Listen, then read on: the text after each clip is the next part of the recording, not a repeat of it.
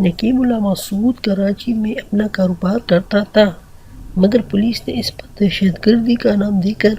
اس کو موت کے گھاٹ اتار دیا۔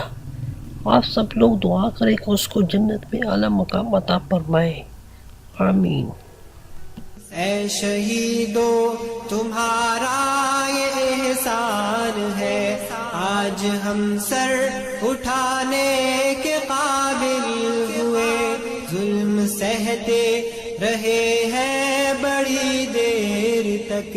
آج بدلہ چکانے کے قابل